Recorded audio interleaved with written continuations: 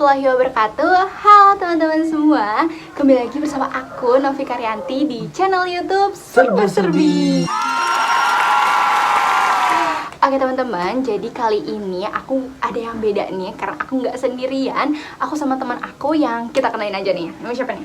Oke guys, perkenalkan nama gue Debbie Maulana. Gue temennya Novi. Oke guys, jadi kali ini aku nggak sendiri ya. Aku bersama teman aku, Debbie Maulana, atau kalian bisa panggil aja Debbie. Dan kita akan berbincang-bincang santai aja ya.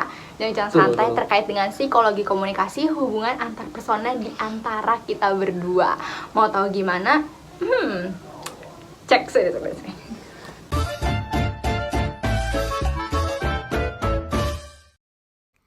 Oke teman-teman, jadi kali ini aku membahas terkait dengan psikologi komunikasi, hubungan antar persona di antara aku sama Debbie. Nah, ngomongin tentang hubungan antar persona, namanya hubungan antar persona berarti antar dua orang yang berkaitan sama dengan intim gitu ya, keintiman antara dua orang gitu. Nah, jadi sekarang aku mau nanya nih sama kamu, menurut kamu hubungan antar persona di antara kita berdua nih sejauh ini kayak gimana sih menurut kamu? Oke guys, sebelumnya hubungan gue sama Novi sejauh ini sih baik-baik aja ya. Gue kenal sama Novi itu udah lama, sekitar 4 tahun lebih ya. Jadi sejauh ini ya hubungannya baik-baik aja ya. Tapi mungkin kan ada kendala sedikit ya. Mungkin kendalanya di situasi yang sekarang ya. Mungkin gue sendiri pun sibuk kerja dan dia tuh sibuk kuliah. Tapi kan hubungan gue sama dia ya kayak semacam komunikasi atau apa itu sering, dan bertemu pun itu kalau untuk bertemu tuh jarang lah ya, sekitaran 2 minggu atau sebulan bisa 2 kali lah ya. 2 minggu sekali lah ya, 2 minggu sekali ya. Tapi untuk masalah sih nggak ada sih. Kalau ada masalah tuh emang jelas-jelas ya ada pasti, tapi nggak terlalu banyak gitu ya. Lah ya menurut gue sih kalau masalah hubungan persona gue sama dia itu ya sejauh ini mulus-mulus aja sih. Iya guys, jadi ini menurut Debbie ya. Jadi kesimpulannya hubungan personal antara gue sama Debbie itu baik-baik aja sejauh ini. Karena emang kita tuh udah kenalnya cukup lama ya, dari SMP. Dari SMP, tapi kita SMP-nya nggak dari kelas 7. Kita kenalan dari kelas 9. Kelas 3 itu kelas 9 ya, kelas 3 kelas 9. Nah, terus habis itu di situ kita sampai sekarang, jadi berarti sekitar udah 4 tahunan kita kenal, dan alhamdulillah masih komunikasi dengan baik. Betul banget yang Debbie bilang, kita masih komunikasi dengan baik. Terus masih kayak sering chattingan juga gitu, masih sering chattingan. Terus kadang kalau misalnya ada situasi-situasi yang emang memungkinkan kita kayak harus ngobrol lebih gitu, tapi kita jauh nih, kita masih sering teleponan juga, terus VC-an juga, kita masih hubungan dengan baik deh pokoknya. Terus kalau untuk bertemu sendiri, kita di sini karena emang tadi bener banget kata Debbie, kita beda kesibukannya guys, karena aku udah kuliah dan sekarang di semester 2, dan yang emang naik semester itu lama-lama makin makin banyak nih tugasnya gitu, dan dia juga sudah kerja. Jadi untuk bertemu nggak kayak dulu gitu ya, bisa setiap hari lah. Yang dulu tuh kalau setiap hari tuh waktu zamannya SMP tuh ya namanya satu sekolah lah ya. Jadi kayak setiap hari banget tuh ketemu lah. Kalau sekarang tuh sulit banget, sulit banget. Oke, jadi emang dari dulu tuh yang kita tuh sering banget ketemu, sering main, sering jalan bareng gitu. Tapi semenjak kita udah beda kesibukan, antara aku udah kuliah, dia sudah kerja, jadi kita tuh emang agak susah buat nyamain waktu main kita, waktu ketemu kita. Jadi ya mungkin kita bakalan ketemu tuh 1 bulan sekali atau 2 minggu sekali lah, paling sering 2 minggu sekali gitu teman-teman. Oke, jadi kesimpulannya hubungan antar persona di antara kita berdua sejauh ini baik-baik saja dan mulus-mulus aja. Nah, lanjut ke pertanyaan yang kedua, yaitu kalau misalnya hubungan kita baik-baik aja, pasti itu kan ada situasi-situasi yang membangun ya gitu. Nah, kira-kira menurut kamu situasi apa sih yang harus kita bangun agar hubungan kita itu masih baik-baik saja dan mulus-mulus aja gitu dari dulu sampai sekarang? Menurut kamu apa sih hubungannya, situasinya gitu ya? Oke ya, menurut gue sih apa yang tadi gue bilang dari awal, supaya hubungan kita efektif dan baik-baik aja tuh komunikasi yang pentingnya. Soalnya gini loh, kan kita nih berdua nih sudah sama-sama sibuk ya, udah sama-sama kayak dia kuliah dan gue kerja itu ya makan waktu banget loh. Misalnya kan nggak setiap hari gue bisa bertemu atau komunikasi sama dia kan, tapi seenggaknya sempetin lah yang namanya chattingan atau apa tuh berkabar lah dalam sehari sekali. Itu kan nggak mungkin juga kan, biar supaya efektif juga, biar saling percaya juga apa gimana kan. Atau kan dia nih kuliah, gue kerja, kan apa waktunya tuh terbentur banget gitu, nggak banyak waktu gitu. Misalkan gue kayak dari pagi sampai sore atau bisa sampai malam kan, dia juga sama. Nah intinya kalau supaya lebih efektif atau gimana tuh kita tuh harus sering-sering berkomunikasi, sama saling percaya aja lah, walaupun enggak setiap hari komunikasi, seenggaknya berkabar lah sehari sekali, atau ya intinya berkabar lah, itu penting banget sih kalau menurut gue ya. Dan kunci utamanya adalah saling percaya aja sih, biar hubungan gue sama dia tuh lebih efektif lah gitu. Udah sih intinya kalau menurut gue itu aja. Oke, jadi kesimpulannya situasi yang kita bangun, yang selalu kita bangun menurut Debbie agar hubungan kita tuh efektif dan baik-baik aja nih dari dulu sampai sekarang, itu saling percaya dan selalu ngabarin gimana pun kondisinya gitu ya. Seenggaknya ya seenggaknya satu hari itu jangan sampai kayak lost contact banget gitu. Betul.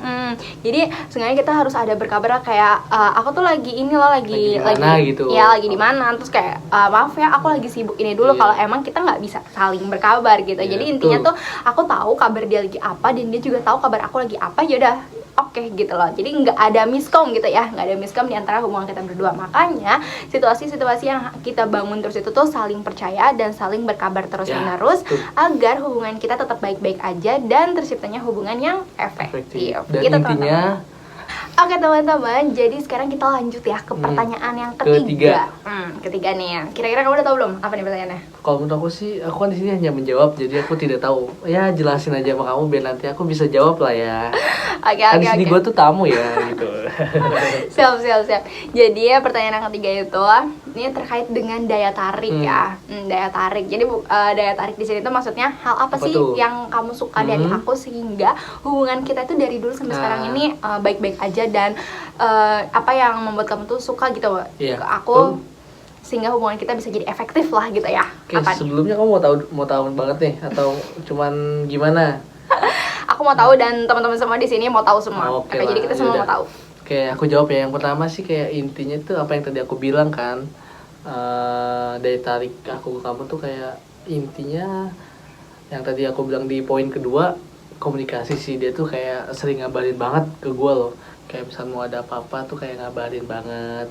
Dan yang kedua tuh kayak sama-sama saling percaya lah, kayak misalkan nih walaupun saling percaya kalau misalkan kayak mau kemana-mana baru bilang atau gimana gitu. Dan ditarik ke gua ke dia tuh kayak dia tuh selalu setiap hari tuh kalau ada apa-apa, kayak misalnya mau berangkat ke kampus atau apa tuh bilang ke gua, kalau entah itu ngirim foto gua atau gimana kan, ngabarin misalnya chatting atau gimana. Dan sebaliknya kayak gue nih kalau misalnya gue lagi ada mau kerja atau mau ada rapat lah di kerjaan atau gimana, baru gue juga bilang ke dia kan gue lagi kerjaan ini atau lagi rapat sama di mana gitu kan. Soalnya emang waktunya nggak nentu, jadi kayak saling ngabarin lah intinya dan saling percaya. Misalnya nih gue ada rapat misalnya di suatu tempat di mana gitu, dan dia ya udah habis itu ya udah kan. Kalau misalkan sehari itu kita udah melakukan aktivitas kita nih seharian penuh full.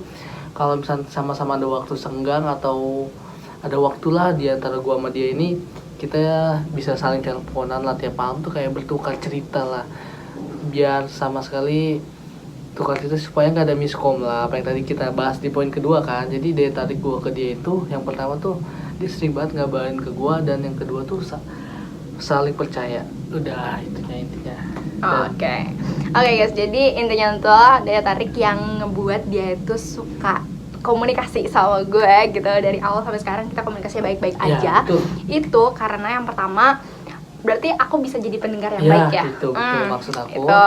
Jadi poinnya itu pendengar yang baik ya teman-teman, daya tariknya yang pertama. Karena emang kita tuh kan beda ya tadi kesibukannya. Aku kuliah dan dia juga udah kerja. Nah jadi kalau misal kesibukannya beda itu kan kita nggak bisa komunikasi yang emang 24/7 kalau kata anak sekarang ya. 24/7 gitu. Jadi kita tuh komunikasinya emang jarang-jarang kayak gitu. Nah tapi daya tarik yang dari dia ke aku yang ngebuat kita hubungannya tetap baik itu karena emang kita sebenarnya saling bisa jadi pendengar yang baik teman-teman. Jadi kayak misal aku punya keluh kesah nih hari ini tuh aku tuh sibuk banget, aku capek banget, tugas aku banyak, kayak aku bingung nih harus ngerjain yang mana dulu sih sebenarnya. Jadi aku suka cerita nih ke dia, minta pendapat dia gitu. Akhirnya dia ngasih saran ke aku, harusnya kamu kayak gini dulu, kamu ngerjain dulu yang ini gitu. Nah sebaliknya juga dia nih, kayak misalnya dia lagi pusing banget tentang kerjaannya dia, aku tuh harus kayak gimana sih, aku tuh bingung deh sama yang kayak begini menurut kamu gimana gitu. Dan aku juga ngasih saran ke dia. Terus enggak cuma sebatas itu aja gitu, misalnya kayak aku lagi punya masalah nih sama orang gitu, kayak aku bingung nih sama orang ini tuh kenapa sih sama aku gitu, kayak kenapa kita kayak aneh gitu, berbeda gitu sifatnya dari seperti biasa. Jadi aku suka cerita ke dia gitu, terus dia suka ngasih pendapat kayak, oh mungkin dia lagi capek atau mungkin dia lagi kayak gini gitu. Kamu nggak boleh tahu kan, kamu nggak boleh overthinking gitu. Terus dia juga sama, kalau misalnya dia lagi ada masalah sama rekan-rekan kerjanya dia selalu cerita sama aku. Jadi kita tuh bener-bener kayak yang mendengerin keluh kesah masing-masing gitu. Nah kenapa itu tuh menjadi daya tarik di antara kita berdua, sehingga komunikasi kita tuh kayak masih berjalan terus sampai sekarang dan baik-baik aja. Jadi ya gitulah, pendengar yang baik itu penting banget teman-teman, karena nggak semua orang bisa jadi pendengar yang baik. Betul. Gitu. Dan tempat untuk pulang lah ya. Oke guys, lanjut ke pertanyaan yang keempat. Sekarang the last question. Oke. Nah, pertanyaan yang terakhir nih. Sebenarnya tadi kan kita ngomonginnya yang baik-baik aja ya, hubungan yang kayak bagus-bagusnya aja gitu, hubungan yang baik-baiknya aja. Nah, kira-kira sebenarnya kita tuh pernah gak sih ada konflik yang nyebabin hubungan kita tuh jadi nggak efektif, terus berdampak juga sama hubungan kita? Menurut kamu ada gak kita konflik? Ada sih kalau menurut aku ya. Dulu tuh sempet waktu sekolah, dan gue kan emang sekolah tuh jurusannya nautika lah ya. Kalian tahu nautika itu apalah. Iya, jadi dia SMK nih. Oke, di-clear dulu ya. Jadi dia tuh SMK dan gue SMA. Kita beda sekolah gitu. Gue kan dulu ngambil jurusannya nautika, dan gue tuh harus PKL selama 8 bulan di laut. Kurang lebih 8 bulan lah. Dan dampaknya itu selama PKL tuh gue bener-bener kayak, ya kalian tahu sendiri lah ya, namanya di laut kan sama sekali gak ada sinyal. Dan gue tuh emang gak sama sekali gak komunikasi banget lah sama dia, sama sekali gak banget. Jadi ya dampaknya kalian tahu sendiri lah, dampaknya kayak gue nih selama di laut tuh sama sekali gak komunikasi sama dia, dan dampaknya sekalinya bertemu selama 8 bulan itu canggung banget, serius canggung banget. Karena lah gue mau ngomong apa nih sama dia, gue mau ngomong apa yang mau gue bahas kan. Emang pertama kali gue ketemu tuh sama dia tuh, soalnya kita tuh selama 8 bulan itu emang gak pernah komunikasi, ketemu aja gak pernah, serius. Jangan ketemu lah ya, komunikasi aja sama sekali gak pernah. Jadi kayak ya udah, kayak pas pertama ketemu, pas gue baru pulang nih dari rumah, gue bilang kan gue chatting dia, mau ketemu nggak, kata dia ya udah ayo. Dah itu sesingkat itu dan ya udah kan, pas ketemu pun canggung banget, kayak apa yang mau dibahas, bentar banget ketemu aja, kayak main keluar beli makan, habis itu udah pulang. Jadi gitu sih kalau gue ya. Ya, oke, bener banget guys. Jadi dulu tuh kita kan beda nih ya. Aku SMA dan dia juga dia SMK dan dia tuh jurusan nautika gitu. Nah, di situ tuh dia tuh yang namanya kalau SMK tuh pasti ada PKL ya. Nah, PKL itu lama banget guys. PKL itu selama 8 bulan harus ada di laut gitu. Dan kan tau lah di laut itu nggak ada sinyal sama sekali. Betul. Jadi kamu waktu itu PKL di mana? Daerah mana? Di daerah Papua. Oh, tuh. Lautan Rahpura. Ya, itu jauh banget kan ya guys. Di sana itu benar-benar gak ada sinyal. Di sana tuh gak ada sinyal. Terus kayak gitu, jadi selama 8 bulan benar-benar kita lost contact. Kita nggak ada nggak ada komunikasi sama sekali, chattingan enggak, sosmed dia semuanya mati. Ya, benar-benar hilang nih orang kemana gitu. Menghilang lah, bisa dibilang kayak gue tuh menghilang, serius menghilang. Iya, benar-benar selama 8 bulan. Tapi sebelum gue menghilang, gue pamit juga kok sama dia. Iya, dia udah pamit. Cuman pas ya namanya gimana ya, kita biasa selalu bertukar cerita, dan giliran gue udah cerita nih gue bingung gitu mau cerita ke siapa, karena dia benar-benar ngilang selama 8 bulan gitu. 8 bulan kan lama banget ya. 8 bulan dia benar-benar ngilang, gue nggak tahu dia gimana kondisinya di sana, dia lagi ngapain tuh benar-benar nggak tahu, karena emang benar-benar nggak ada sinyal. Dan dia nggak bisa ngabarin, boro-boro ngabarin gue gitu, ngabarin keluarganya aja enggak dia, karena emang nggak ada sinyal. Nah, dari situ tuh hubungan kita jadi renggang karena nggak pernah komunikasi, nggak pernah ngabarin, nggak saling cerita lagi kayak awal gitu. Jadi emang benar-benar renggang.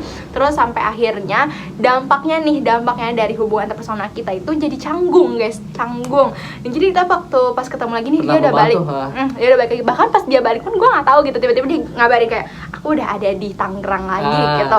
Kayak kaget, senang tapi kaget gitu, kayak oh my god, ini langsung ngabarin gitu udah di Tangerang lagi. Terus dia minta ngajak ketemu kan, oke ketemu gitu. Pasti ketemu tuh sebenarnya banyak sih harus yang ceritain, kayak cerita aku masalah aku, dan cerita juga dia gimana di waktu di kapal. Cuman kan kita saking banyaknya nih ceritanya gitu selama 8 bulan kan, biasa kan ceritanya kayak dibagi per hari ini aku gini, hari ini aku gini gitu. Tapi ini udah banyak banget numpuk, mau diceritain tuh jadi bingung mau cerita yang mana. Akhirnya pas ketemu tuh jadi canggung gitu. Diem-dieman, serius diem-dieman banget.